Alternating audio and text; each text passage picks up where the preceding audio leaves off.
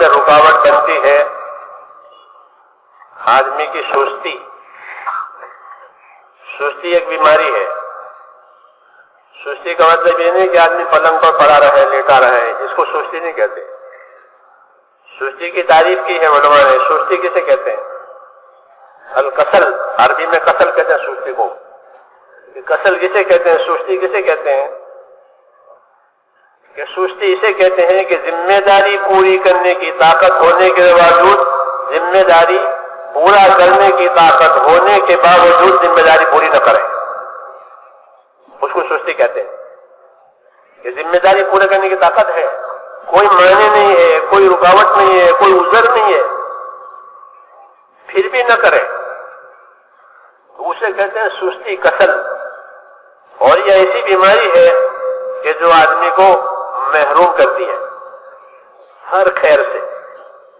حضور صلی اللہ علیہ وسلم سستی سے پناہ مانگتے تھے. اللہم انی اعوذ بک من الکسل، اے اللہ سستی سے میں تیری پناہ مانگتا ہوں. کیوں؟ کہ سستی آدمی کو محروم کرتی ہے. اس لیے سستی کرنے والوں کی تربیت کی حضور صلی اللہ علیہ وسلم. تبوک میں 3 ساتھی نہیں گئے، مشہور قصہ ہے ان کا. وہ سستی ہوئی تھی، ورنہ وہ کہتے ہمارا سامان بھی تھا، سواری بھی تھی، سب کچھ. آج کل میں وقت نکل گیا 50 دن کا. تو یہ کسل ہوئی، کوئی عذر نہیں تھا. انہوں نے اقرار کیا ہمارا کوئی عذر نہیں تھا. کہ ان کی سستی میں ان کی تربیت ہوئی کہ 50 دن تک ان سے بات چیت اور بائیکاٹ کر دیا. زندگی ان پر ڈوبر ہو گئی، بھاری ہو گئی. اور انہوں نے توبہ کی، اللہ نے توبہ قبول فرمائی. تو اس کو کسل کہتے ہیں، سستی. تو سستی کا مطلب یہ نہیں کہ پلنگ میں پڑا رہے.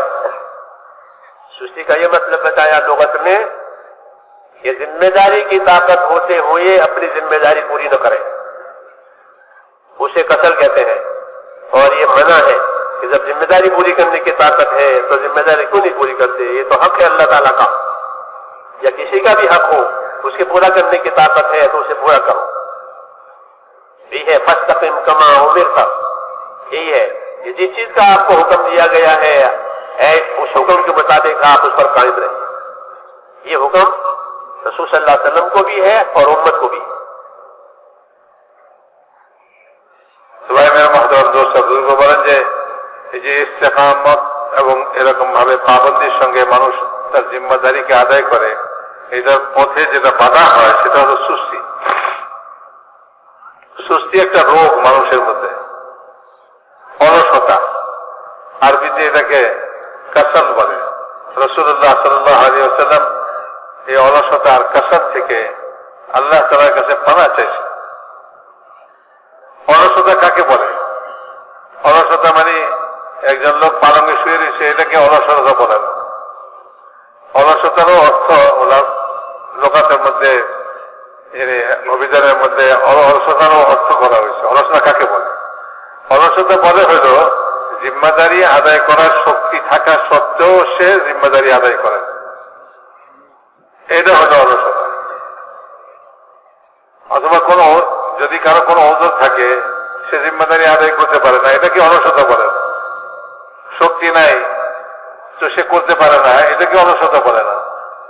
অলসতা বলেই হলো যে দায়িত্ব পালনের শক্তি থাকা সত্ত্বেও সে দায়িত্ব পালন করে। তো হুজুর আকরাম সাল্লাল্লাহু আলাইহি ওয়াসাল্লাম এই অলসতা থেকে পানাহ চাইছেন আল্লাহ তাআলার কাছে। আল্লাহুম্মা ইন্নী আউযু বিকা মিনাল আজজি ওয়াল কাসল। কাসল থেকে রাসূলুল্লাহ সাল্লাল্লাহু আলাইহি ওয়াসাল্লাম আল্লাহর কাছে পানাহ চাইছেন। কাসল মানে হলো অলসতা, যে শক্তি থাকা সত্ত্বেও, সামর্থ্য থাকা সত্ত্বেও সে দায়িত্ব পালনে অবহেলা করে, দায়িত্ব পালন করে। এমনি ভাবে রাসূলুল্লাহ সাল্লাল্লাহু আলাইহি ওয়াসাল্লাম এই অলসতার রোগ মানুষের মধ্যে পয়দা হয়, সাহাবাদের এই বিষয়ে সাহাবাদের তরবিয়ত করছে যাতে তারা অলসতা না করে। ওই যে তবুকের সময় 3 জন সাহাবী যেতে পারলেন না, তাদের কাছে সবকিছুই ছিল, সব ব্যবস্থাই ছিল, যাওয়ার কোনো অসুবিধা তাদের জন্য ছিল না, কিন্তু আজ যাবো কাল যাবো করতে করতে 50 দিন পার হয়ে গেছে। রাসূলুল্লাহ সাল্লাল্লাহু আলাইহি ওয়াসাল্লাম ফিরে চলে আসে। তো এখন বলে যে এই যে অলসতা করলো, শক্তি আছে, সামর্থ্য ছিল, সব ব্যবস্থা ছিল, তারপরেও জামাত যে গেলেন না এবং এটার মধ্যে অলসতা করলেন, তো এটার জন্য তরবিয়ত করলেন কি 50 দিন পর্যন্ত বাইকট করে দিলেন যে কারোর সঙ্গে কথাবার্তা নেই, কেউ তাদের সঙ্গে কথাবার্তা বলবে না, কেউ সালাম দিবে না, সালামের জবাব দিবে না। তো বলে 50 দিন পর্যন্ত এইভাবে যখন বাইকট করাই দিলেন, তো বলে যে তাদের জন্য জিন্দগি একেবারে খুব কঠিন হয়ে গেল, জিন্দগি জীবনযাপন খুব কঠিন হয়ে গেল। তো তারা আল্লাহ তাআলার কাছে তওবা করলেন, আল্লাহ তাআলা তাদের তওবাকে কবুল করলেন, আর এই অবস্থা তাদের উপর থেকে উঠায় নেওয়া হলো এবং তাদেরকে তাদের বাইকট খতম করে দেওয়া হলো। তো এটা কি ছিল? বলে এটা ওই সুস্তি এবং অলসতা এটারই এক তরবিয়ত ছিল, যেটা তরবিয়ত করছেন রাসূলুল্লাহ সাল্লাল্লাহু আলাইহি ওয়াসাল্লাম। অলসতা করবে না কোনো সময়, যে তোমার শক্তি থাকা সত্ত্বেও তুমি তোমার দায়িত্ব পালনে কোনো অলসতা করবে না।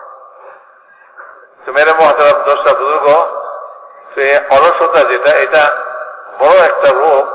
এই রোগ যখন পয়দা হয় অনেক খায়ের থেকে, ভালাই থেকে মানুষ বঞ্চিত হয়ে যায়, কারণ সে কাজ করে না অলসতার কারণে। তো যখন কাজ করে না তখন সে এই কাজের যে উপকারিতা ছিল, কাজের যে ভালাই আর খায়ের ছিল, এটা থেকে সে বঞ্চিত হবে। সেই জন্য ভাই, এই অলসতার সুযোগ নাই, বরং যতখানি শক্তি আছে, সামর্থ্য আছে, অতখানি আমি করতেই থাকবো। শক্তি থাকা সত্ত্বেও আমি না করি, এটা হলো অলসতা। আর এই অলসতা মানুষকে অনেক খায়ের থেকে বঞ্চিত করে।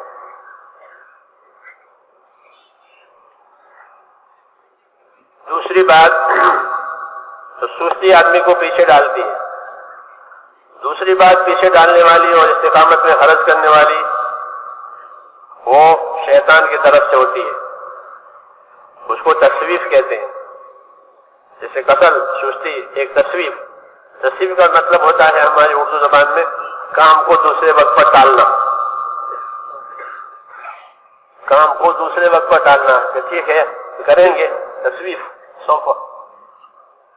सौफ से तस्वीफ, सौफ नफान, तस्वीफ, यहां मैं बाद में कर लूंगा, बाद में कर लूंगा, कल कर लूंगा, दोपहर को कर लूंगा, ये टालना कहते हैं हमारे उर्दू में, दूसरे वक्त पर डाल दिया, उसको तस्वीफ कहते हैं। ये शैतान सिखाता है कि ठीक है बहुत अच्छा काम है, जरूर करना चाहिए, लेकिन अभी क्या जरूरी है, बाद में कर लेना, कल कर लेना, ईद के बाद करना, रमजान के बाद करना, हज के बाद करना। जैसे निकलने वालों को ये मिलता है, ये तस्वीर कहलाती है। ये जबरदस्त रुकावट बनती है और ये बहुत महरूमी का सबब है। जिस तरह सुस्ती महरूमी का सबब है, ये भी महरूमी का सबब है। इसमें आदमी तैयार तो होता है लेकिन वक्त पर नहीं, वक्त दूसरे वक्त पर उसको डालता है, फिर दूसरे वक्त में उसको मौका नहीं होता या दूसरे वक्त में इस्तेदाद नहीं होती, तो वो भी महरूम होता है। इसलिए ये बड़ी बीमारी है, दूसरे वक्त पर टालना, तस्वीफ, इसको मना किया गया है कि दूसरे वक्त पर न टाले। रसूल सल्लल्लाहु अलैहि वसल्लम फरमाते हैं बादिरू बिल अमाल, अमल करने में जल्दी करो। ऐसे फितने पैदा होंगे कि आदमी सुबह नौमीता शाम को काफिर हो जाएगा। इसलिए अमल करने में जल्दी करो। अल्लाह भी ये कहें कि साबिकू, आगे बढ़ो, सारिऊ, जल्दी करो। क्यों? कि पता नहीं बाद में क्या चीज पैदा हो जाए। তো ভাই মেরে মহতারাম দোস্ত, বলেন যে এই ইস্তেকামের মধ্যে এক জিনিস যেটা বাধা হয় সেটা হলো সুস্তি, অলসতা। যে অলসতার কারণে মানুষ বঞ্চিত হয়, অনেক ভালাই থেকে, অনেক খায়ের থেকে সে বঞ্চিত হয়। ঠিক এমনি ভাবে আরেকটা জিনিস যেটা এই ইস্তেকামতের পথে বাধা হয় সেটা হলো যে মানুষ কাজের সময় থেকে অন্য সময়ের উপর টানে, আচ্ছা পরে করে নেব। তো বলেন যে এই যে টানা, এক সময় যেটা এখন করা সেটাকে বিকালে করব, কালকে করবো, আরে এখন কি জরুরি, এখনই যেতে হবে, এমন কথা কি আছে, আচ্ছা পরে যাবো না, দেখা যাবে না। তো মানুষ যে কাজকে সময়ের উপরে টানে, যেটা এখন করা সেটাকে পরবর্তীতে করবে, এরকম যে সময়ের উপরে সে তার কাজকে টানে। সকালে বলে যে বিকালে করে নেব না, আচ্ছা দুপুরে করে নেব না, তো সময় সকালে সকালে করলো না, দুপুরের উপরে টানলো, আর দুপুরে করলো না, বলে যে আচ্ছা বিকাল হোক, বিকালে বিকালে করে নেব। তো মানুষ যে টানে, বলে এই টানতে টানতে শেষ পর্যন্ত তার করাই হয় না এবং সে ওই বঞ্চিত হয়। এই জন্য বলেন যে ভাই, হুজুর আকরাম সাল্লাল্লাহু আলাইহি ওয়াসাল্লাম সাহাবাদেরকে এই কথা বলছেন, বাদিরু বিল আমালিস সালিহা, নেক আমল করতে জলদি করো, জলদি করো। এটাকে টাইলো না সময়ের উপরে, পরবর্তী সময়ের উপরে টাইলে দিও না, বলে এখন না বিকালে করবে না। যেমন আমাদের কাজ করেওয়ালা সাথীরা যখন মুশকিল হয় তখন, আরে আজ কি করার কি আছে, কাল করবো না, আচ্ছা ইজতেমা থেকে যাবো না, এই ইজতেমার পরে যাব, আরে সামনে হজ আছে হজের পরে যাব। তো মানুষ এইভাবে সময়ের উপরে টানতে থাকে কাজকে।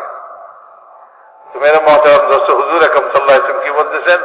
বলতেছে যে এই কাজকে জলদি জলদি করো, কারণ এরপরে এমন ফিতনা আসবে যে সকালের একজন লোক মুমিন ছিল, বিকাল হইতে হইতে সে কাফের হয়ে যাবে। ফিতনার কারণে বিকাল হইতে হইতে কাফের হয়ে যাবে। তো কাজে এরকম অবস্থা আসার আগে আগে জলদি জলদি নেক আমল করে নাও। আল্লাহ তাআলাও তাকিদ করতেছেন, বলতেছেন সাবিকু, কখনো বলতেছেন সারিউ, জলদি আগে বলো, জলদি করো।